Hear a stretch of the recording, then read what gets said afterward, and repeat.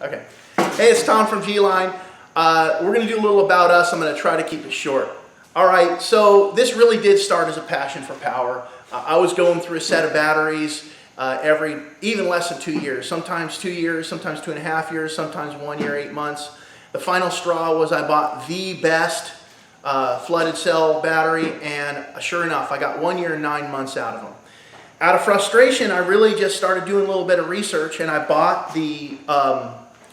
some quality lithium iron phosphate cells that some of the solar guys were using for high capacity 12-volt batteries. I put them together myself. They were put together with electrical tape. I soldered everything up myself. The BMS system, I bought several BMS systems, found the one that worked the best for marine applications, and I ran these in the back of my boat for about a year in a plastic tub. I decided to get legitimate, and I got some battery boxes. Once I got the battery boxes in and they looked like an actual battery, my buddies started asking me for them. I didn't really have any intention of making these batteries for them, but I just decided, you know, I'm going to try this.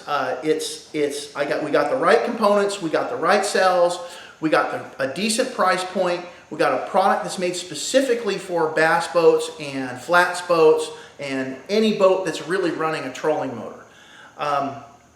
And that's basically the whole story. So we've been doing this I've been fishing since I've been in diapers, but I've been doing this since it became realistic. About 2.5 years ago, where it really started to become realistic because of the BMS. And I'm going to show you the components on the inside of the battery right now. All right, so this is the guts of a lithium iron phosphate battery, at least our lithium iron phosphate battery. They're not going to vary much from battery to battery. Some of them are put together better than others. Some of them have cells that underperform. Some of them have cells that overperform. Basically, like I said in the previous part of the video, we found the best cells, the best overperforming cells, the cells with the best terminals. We used the best bus bars we could find, and we used the most appropriate BMS.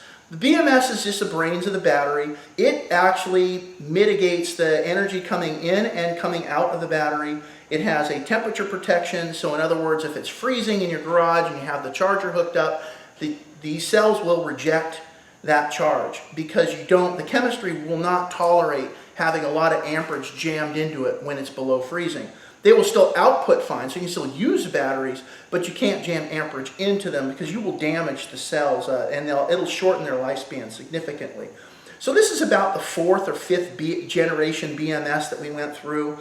We found one that has a good output for trolling motor purposes and a good input for the chargers, the multi-bank chargers that we typically find on bass boats and flats boats. This is really just made for trolling motors. That was our intent from the very beginning. One of the misnomers I wanted to go over was a lot of these companies, you see them claim that they somehow invented the chemistry behind lithium iron phosphate batteries. They did not. They claim they somehow invented the BMS. They did not. This is more of a trial and error, trying different brands, trying different components, and trying different BMSs and different cells for different applications. And that's exactly what we did. I just tinkered with it until I found the best combination for marine application.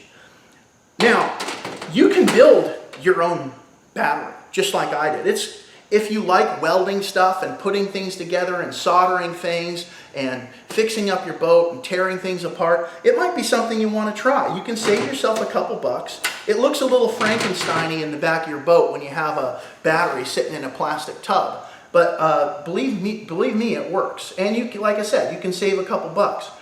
If you don't want to do that, I really think that our GLine batteries are the best option for marine use. I mean, we specifically designed this to go in the back of your boat, and we back them up. So I'd like you to consider GLine batteries. Give us a look, and thanks for watching.